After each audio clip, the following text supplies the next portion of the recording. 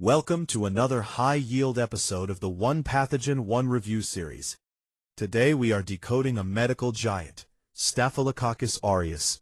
It is a master of adaptation and a cornerstone of clinical microbiology. Let's get right into the pathology. The incident, emergency department presentation, clinical case. Our case begins with a 55-year-old male presenting with severe pain in his left calf. Examination reveals a localized area that is red, warm, and tender, with pus actively discharging from an ingrown hair. Initial labs are critical. Gram staining of the pus shows gram-positive cocci in clusters, and blood agar culture produces golden yellow beta hemolytic colonies. This is the classic signature of Staphylococcus aureus. Suspect profile, morphological signatures, morphology. Morphologically, these are spherical cocci, exactly 1 micrometer in diameter. Their defining trait is the grape-like cluster arrangement, formed because the cells divide in multiple planes while daughter cells remain attached. They are gram-positive, non-motile, and non-sporing. While usually non-capsulated, specific virulent strains can possess a protective microcapsule. Cultivation and environmental signatures. In the lab, S. aureus is non-fastidious. On nutrient agar, it produces a characteristic golden yellow pigment. On blood agar, it shows a narrow zone of beta hemolysis. On McConkey agar, you'll see small pink colonies from lactose fermentation. For selection, we use mannitol salt agar. Its high salt concentration inhibits competitors, while S. aureus ferments mannitol to turn the medium bright yellow. Biochemical fingerprinting, biochemical identification. Biochemical identification is definitive. The catalase test is positive, separating it from the catalase-negative streptococci. The gold standard is the coagulase test. S. aureus is coagulase positive, confirming its identity. Aureus is coagulase positive, producing both clumping factor and free coagulase. We also look for heat-stable thermonuclease and DNase to further differentiate it from coagulase-negative staphylococci, or cons. Weaponized anatomy, structural virulence, virulence 1. Its anatomy is truly weaponized. Protein A, encoded by the M-SPA gene, acts as a stealth mechanism by binding to the Fc region of host IgG, effectively flipping the antibody to inhibit opsonization and phagocytosis. Meanwhile, the robust peptidoglycan matrix provides structural armor and triggers severe host inflammatory responses. Secreted munitions, toxins and tissue enzymes, virulence 2. The secreted arsenal is massive. Enzymes like hyaluronidase, the spreading factor, break down connective tissue, while staphylokinase drives fibrinolysis. Its cytolytic toxins, including PVL, aggressively target and destroy leukocytes.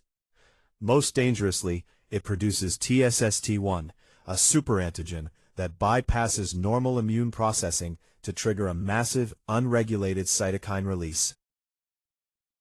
Disease spectrum diagnostic matrix, disease. The disease spectrum is pluripotent. Through direct invasion, it causes skin and soft tissue infections like boils and carbuncles, musculoskeletal issues like osteomyelitis, and aggressive pneumonia. Systemically, it strikes through toxin-mediated diseases, rapid onset food poisoning, life-threatening toxic shock syndrome, and the diffuse exfoliation of scalded skin syndrome. Investigative protocol, laboratory diagnosis, diagnosis. Our investigative protocol follows 4 steps. Step 1, targeted sampling of pus or blood. Step 2, rapid Bram staining to confirm gram-positive cocci in clusters. Step 3, isolation on blood agar or selective MSA. Step 4, automated profiling using systems like Vitek and MALDI-TOF for rapid species identification and susceptibility testing. Targeted pharmacotherapy algorithms. Treatment follows strict algorithms. For methicillin-sensitive strains, MSSA, IV cloxacillin, or napsilin are the drugs of choice. If it is methicillin-resistant, MRSA, Vancomycin is the gold standard for serious infections. In toxin-mediated cases like TSS, We prioritize fluid replacement and add clindamycin to halt toxin synthesis at the ribosomal level. We are in an evolutionary arms race. Over 90% of strains produce plasmid-coated beta-lactamase, neutralizing standard penicillin G. But the larger threat is MRSA, mediated by the chromosomal MEK-A gene. This gene alters the standard penicillin-binding protein into PBP2A, which has such a low affinity for beta-lactams that almost all of them become therapeutically useless. Even our last line of defense is being challenged. VISA strains produce a vastly thickened cell wall that physically traps vancomycin molecules. True resistance, or VRSA, is achieved via the VAN gene, which changes the molecular target from D-alanine dealanine to D-alanine D-lactate, preventing vancomycin from binding at all. Returning to our 55-year-old patient, he underwent successful incision and drainage. MALDI-TOF identified the pathogen as community-acquired MRSA. Given the localized nature post-drainage, he was successfully treated with oral doxycycline, outsmarting the ineffective beta-lactams. Treating S. aureus requires outsmarting a highly adaptable threat. Time for the review. Question 1. Which toxin is the superantigen responsible for staphylococcal toxic shock syndrome? The answer is C. TSST1. Question 2. Methicillin resistance in S. aureus. MRSA is primarily mediated by which gene? The answer is B.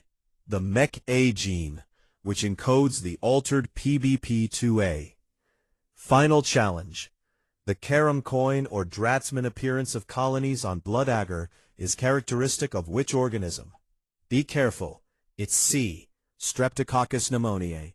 While S. aureus produces convex golden colonies, the pneumococcus has these distinct dimpled centers. Master this distinction, and you'll master the pathogen.